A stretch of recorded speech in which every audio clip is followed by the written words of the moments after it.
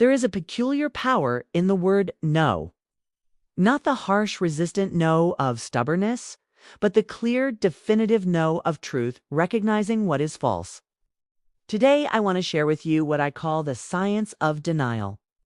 A method as precise as mathematics and as liberating as the morning sun breaking through storm clouds. You see, dear friend, most of us have been trained from childhood to accept whatever appears before our senses as absolute reality. If we feel pain, we call it real. If we see lack in our circumstances, we name it truth. If fear grips our hearts, we bow to it as master. But what if I told you that this very acceptance of appearances is the root of all our troubles? The mind that accepts every passing shadow as substance becomes a prisoner of its own perceptions. But the mind that learns to deny what is false discovers its native freedom. This is not mere positive thinking, mind you. This is the scientific application of spiritual law. Let me explain what I mean by denial. When I speak of denial, I do not mean pretending that challenges do not exist in the realm of appearances. Rather, I mean refusing to give these appearances the authority to govern your life. True denial recognizes the difference between what seems to be and what actually is. Consider this fundamental truth. You are seeking your good in every moment of your existence. Every movement of your hand, every thought in your mind, every beat of your heart moves toward what you perceive as good for you. This seeking is so natural, so constant, that you hardly notice it. Yet here lies the key to your freedom. What you call your good is, in truth, your God. Whatever draws you, whatever you believe can satisfy the deepest longing of your being, that thing governs you absolutely. Now, if your good is truly the unlimited source of all supply, all health, all wisdom, then what room is there for lack, sickness, or confusion? The first great denial that sets the mind free is this. In my understanding of good, there is no mixture of evil. You see, the moment you acknowledge that perfect good exists for you, the opposite thought arises. The mind says, yes, but I do not have it. This feeling of separation from your good creates every form of suffering you experience. But what if this feeling of separation is itself the illusion? What if the very belief in absence is the only thing standing between you and the fulfillment you seek? This is where the power of denial becomes your greatest ally. The second denial follows naturally. There is no matter as an opposing force to spirit.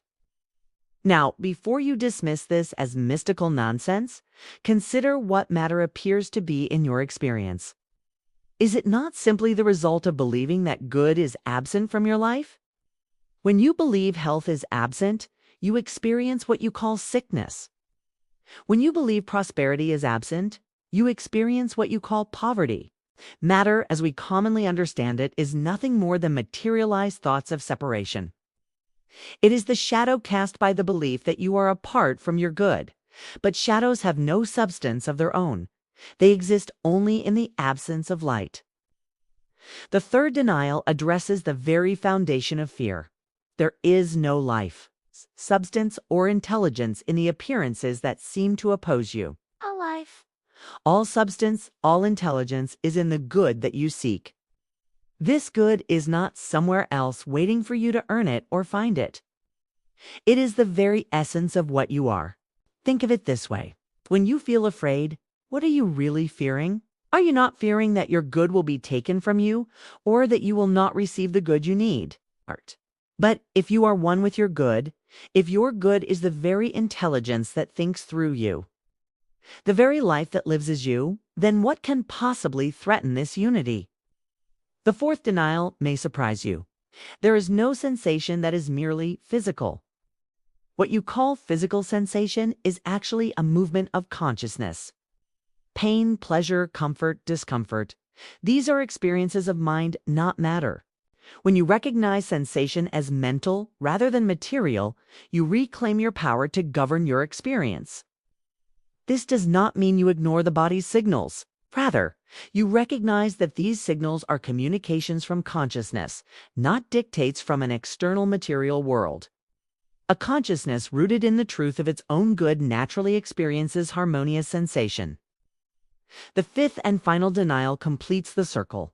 There is no sin, sickness, or death in the reality of your being.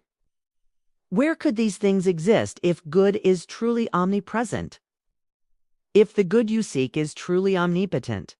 If the intelligence that knows your good is truly omniscient? Now, I can hear your mind protesting, but I see sickness. I experience limitation. I witness death. Yes, these appearances seem very real in the world of effects. But remember, we are dealing with causes, not effects. We are working in the realm of mind, where all effects originate. When you make these denials, you are not lying to yourself. You're telling yourself the deepest truth, that your essential nature is one with the good you seek. You are recognizing that everything which seems to contradict this unity is built upon the false premise of separation. But denial alone is not enough. Like clearing weeds from a garden, denial creates space, but that space must be filled with truth. This is where affirmation enters. After you have denied the authority of appearances, you must affirm the reality of your true nature. My good is my God, and my God is omnipresent life, omnipotent love, omniscient truth. In this good I live and move and have my being. I am spirit, I am mind. I am one with the intelligence that governs the universe. This intelligence works through me to accomplish whatever needs to be accomplished. I am governed by the law of harmony and cannot fear that which has no power over good. These are not empty words if you understand their meaning. They are statements of fact about your true relationship to existence. When you deny the false and affirm the true with understanding, you set in motion forces that must manifest in your experience. Let me give you a practical approach to this science of denial. Each morning, before the world floods your mind with its claims and demands, take time to practice these denials. Speak them quietly but firmly. Feel their meaning. Let them cleanse your consciousness of yesterday's accumulation of false beliefs. When fear arises during your day, meet it with denial. I deny that this fear has any foundation in truth.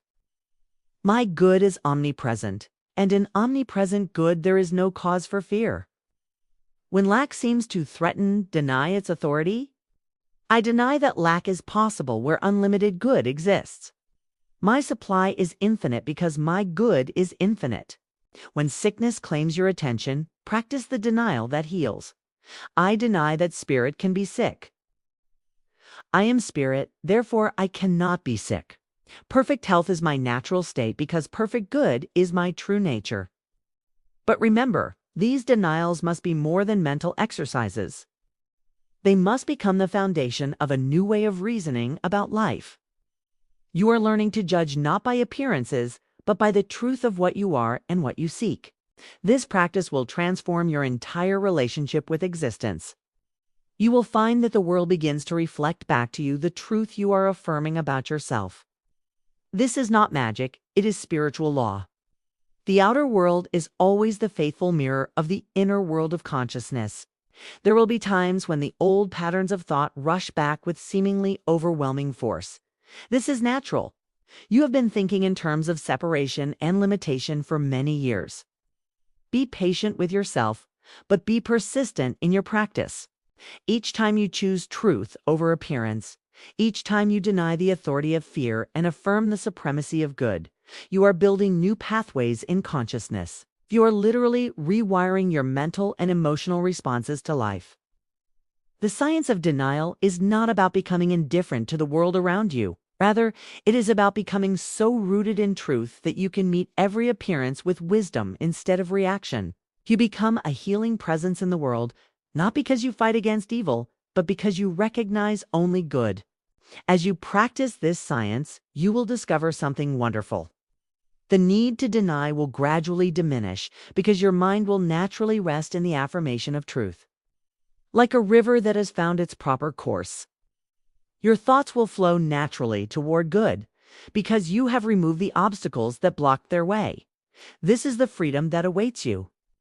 This is the life of power and peace that is your birthright.